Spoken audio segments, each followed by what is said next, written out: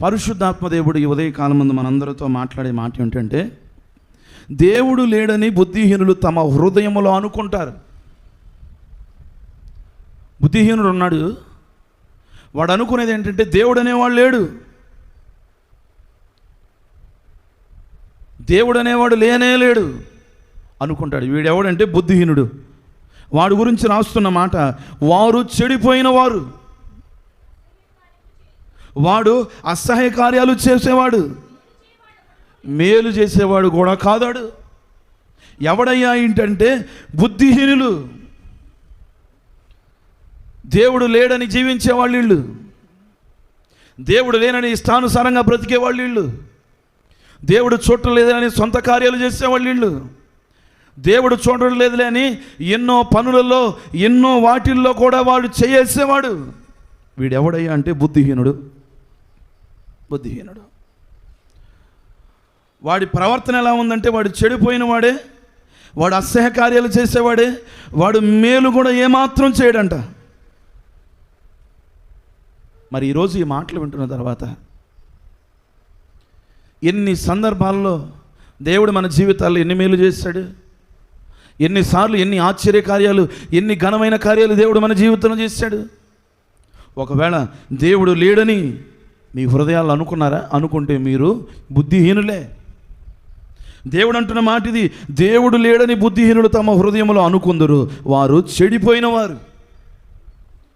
అలా అనుకునేవాడు చెడిపోయినవాడు, అలా అనుకునేవాడు అసహ్య కార్యాలు చేసేవాడు, అలా అనుకునేవాడు మేలు చేసేవాడు కాదు. ఈ రోజున ఇలాంటి వారు మనకు ఎంతోమంది ఎదురవుతారు. దేవుడు చూడలేదులే. ఈ రోజున తల్లి చూస్తుండగా కూతురు తప్పు చేస్తా, తండ్రి చూస్తుండగా కొడుకు తప్పు చేయగలడా? చేయలేడు, భయపడతాడు. ఈరోజు పరమందున్న దేవుడు మన వైపు చూస్తుండగా మనం ఎందుకు పొరపాట్లు చేస్తున్నాం?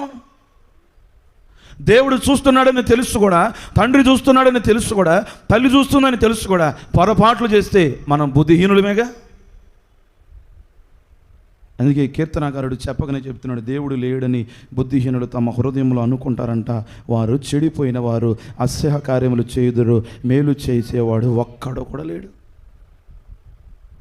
మరి ఈరోజు ఈ మాట వింటున్న తర్వాత, దేవుడు నీ జీవితంలో ఎన్ని మేలులు చేశాడు? మనకెదురవుతారు కొందరు, నాస్తికుడు, ఆస్తికుడు. నాస్తికుడు అంటే ఎవడంటే దేవుడు లేడంటాడు. వీడు బ్రతుకుతానే ఉంటాడు, మేలు పొందుకుంటానే ఉంటాడు, దేవుడు మాత్రం లేడంటాడు. వీడు నాస్తికుడు. ఆస్తికులు ఉంటారు, వీళ్ళు ఏంటంటే దేవుడు ఉన్నాడు. మరి ఈ రోజున మన స్థానం ఎక్కడుంది? దేవుని ద్వారా మేలు పొందుకుంటాం, దేవుని గురించి తెలుసుకున్న వారే. ఎన్ని సందర్భాల్లో అనలేదు ఈ మాట? ఇప్పుడు దాకా సాక్ష్యాలు చెప్పారే, మీ నోట ఎన్నిసార్లు ఈ మాట వినలేదు?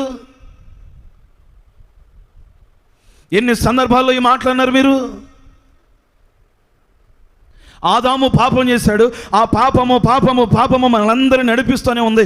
చావు అనేది ఒకటి ఉందని అందరికీ తెలుసుగా. వాడు చనిపోగానే ఇలా అంటారు, దేవుడు లేడండి. దేవుడు ఉంటే ఎట్టెందుకు జరుగుద్ది? ఏం జరిగింది? మనిషి అన్నవాడు చస్తాడుగా. పరిశుద్ధ గ్రంథంలోనే ఉందిగా మాట. మా గొప్పగా బ్రతికితే 60 70 అమ్మా, అధిక ఆయాసం అయితే 80 సంవత్సరాలు అంతేగా.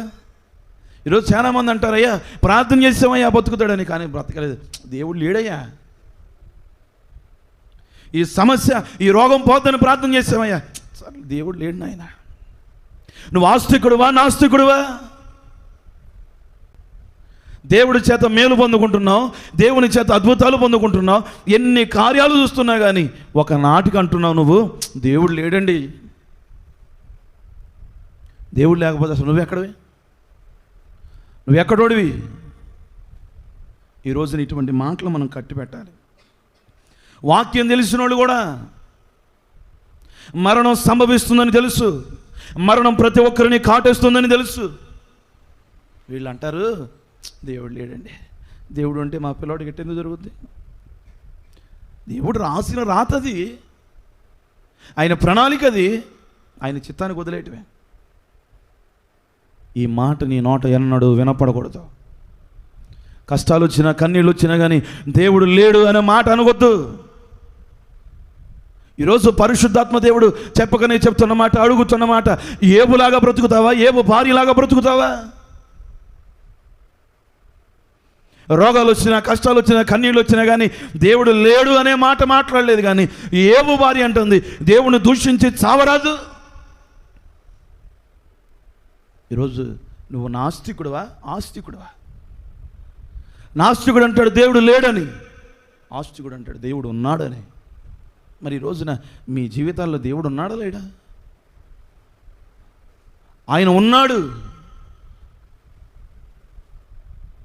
ఆయన ఉన్నవాడు అనువాడు.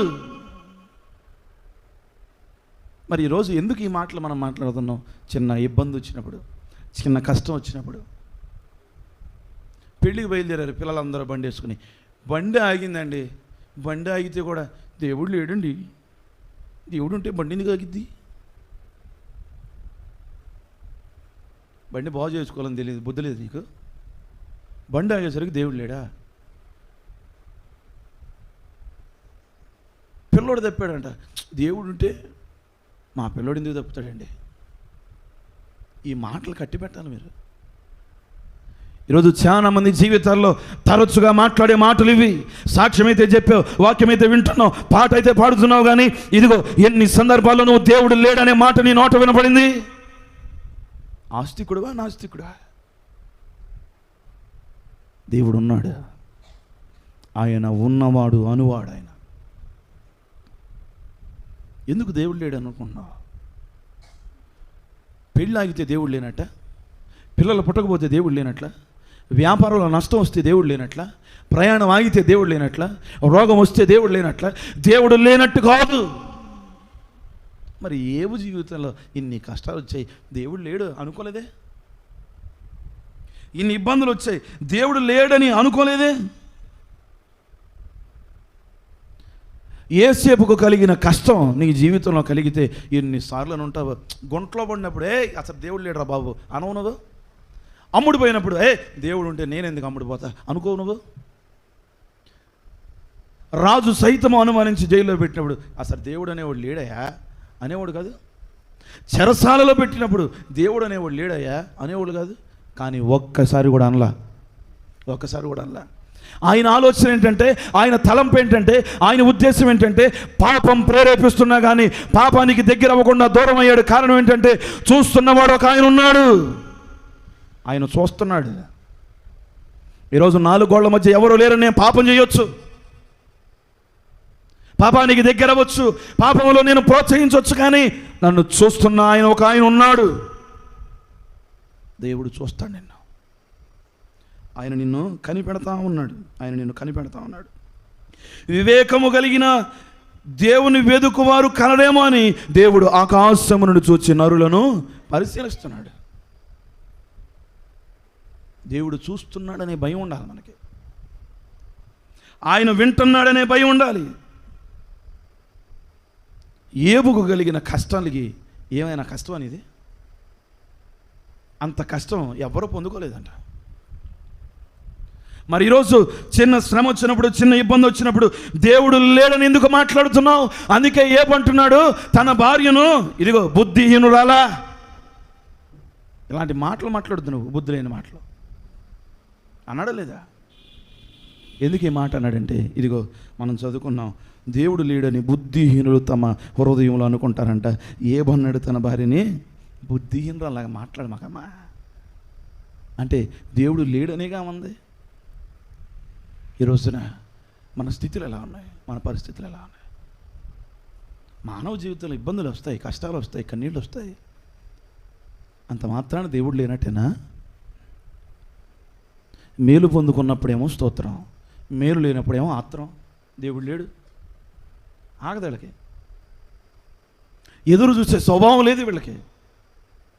ఈరోజు ఎదురు చూడాలి.